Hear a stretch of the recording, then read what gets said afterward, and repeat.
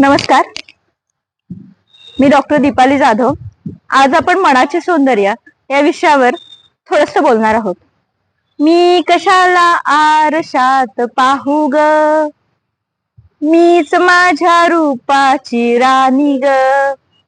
हे टीनेज मध्ये हे गाणं तुम्ही बरेच वेळा ऐकलं असेल आणि त्याप्रमाणे तुम्ही सारखं आरशात वारंवार पाहत असाल. आरशात पाहत असताना आपण पाहतो ते शरीराचं सौंदर्य. पण मैत्रिणींनो, कधीतरी मनाच्या सौंदर्याचा पण विचार करूया. कारण जसं शरीराचं सौंदर्य असतं, जसे आपण फोटो काढतो, शरीराच्या सौंदर्याचे फोटो येतात, तसेच फोटो मनाच्या सौंदर्याचे, आपल्या शारीरिक सौंदर्याचे यायला पाहिजेत. आपण ज्यावेळी MRI करतो, एक्सरे काढतो, कॅल्शियम टेस्ट करतो, त्यावेळी आपल्या शरीराचं सौंदर्य आणि शरीराची क्षमता किती आहे ह्या गोष्टी आपल्याला कळतात.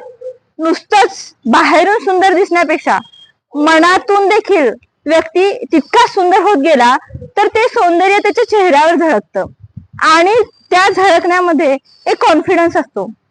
तर मैत्रिणींनो, कसं व्हायचं मनानं सुंदर? आपल्याला ज्यावेळी इतरांविषयी वाईट वाईट वाईट विचार येतात, त्यांचा ईर्ष्या हेवा करू वाटतं, त्यावेळी मनाला तुम्ही समजवायचं, नाही तू कष्ट कर, स्वामी तुझ्या पाठीशी आहेत. आणि सतत कष्ट करत राहिलं की स्वामी फळ देतातच. वेळ लागेल पण फळ देतात.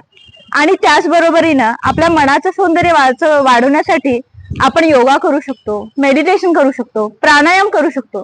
कारण हे जे बाहेरून आहे त्याच्यापेक्षा आतून आणि बाहेरून अंतर्बाह्य जो सुंदर असतो त्याच प्रचिती त्याच्या वागण्यातून येते, बोलण्यातून येते, कर्मातून येते.